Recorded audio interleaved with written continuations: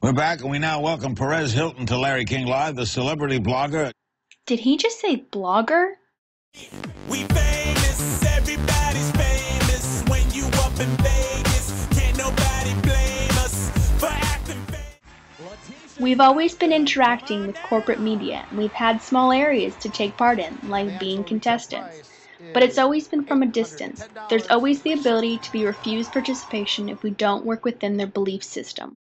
This capitalist belief system of control is the main focus of Dr. Michael Strangelove's book, The Empire of Mind. Yeah, that's this guy. Greetings, I'm Dr. Strangelove. The Empire of Mind explains the capitalist system today and how media corporations have become a large institution for producing goods and manufacturing and maintaining cultural meanings. Marx described a hierarchy in society that empowers the capitalist system. He saw societies having a relationship between the base and the superstructure.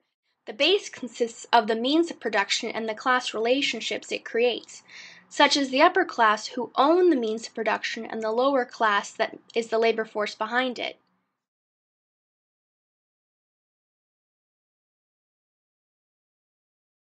The superstructure is the social institutions like government, education, and religion that define the overall beliefs of the society. It's a full circle. The superstructure legitimates the base, and the base guides the principles of the superstructure. So overall, those who control production control the institutions of thought. Today, media corporations are so entwined in these institutions that they have the power to influence it. But the internet has changed that. The internet came at a time when consumption was at an all-time high, and simple things like Nike shoes was something worth killing for.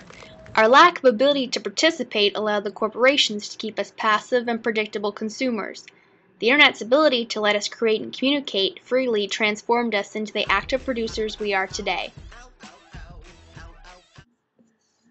This may have all started from the first blog, which was just a guy posting about his daily lunch.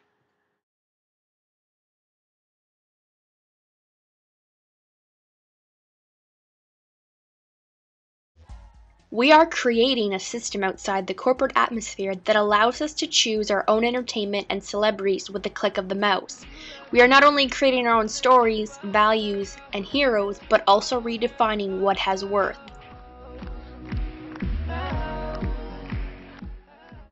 Kyle MacDonald used a red paperclip and traded his way up to a house. In the capitalist system, that would never happen. I could never go to a real estate agent and say I'm looking for a house on Main Street, and my budget is a simple red paperclip. Yet it happened on the internet. The internet is quite separate from the capitalist system. It's reality within itself, and it's constantly redefining cultural meanings of everything from talent to money. We are taking a bigger share of the capitalist system. We are the producers, and we are creating the connected cultural meanings and have access to the same global audience. We are culturally defining who's worthy of our mass attention without the help of corporations. Our power of choice and control is the biggest backlash to corporations and the capitalist system. It goes against Marx's idea of the base and the superstructure.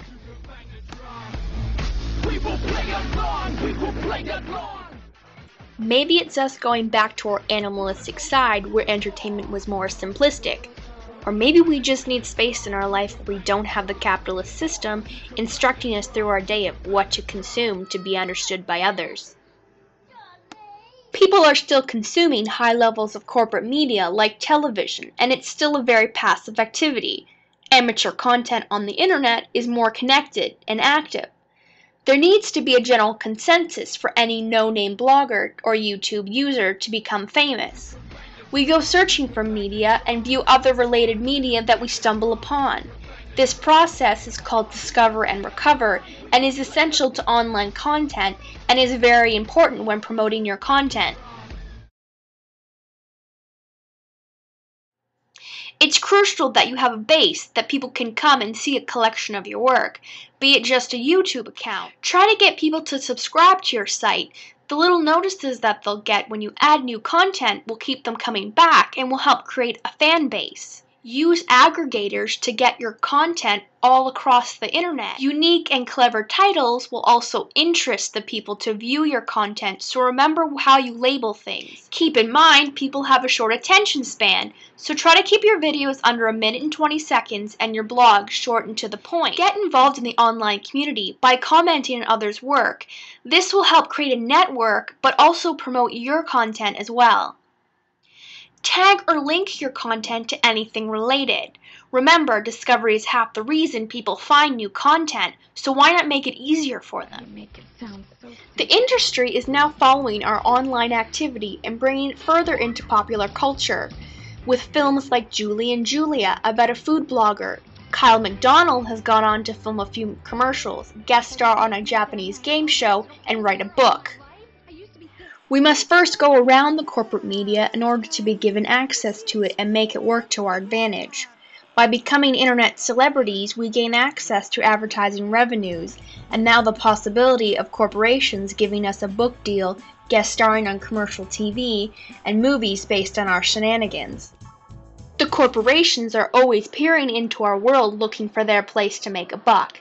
Not only are they following bloggers, but they're always looking into ways of shrinking our creative means of production. They don't want us to have the ability to manipulate their content and make it our own, even though it's considered fair use. Fair use seems to be a large issue when it comes to amateur internet production.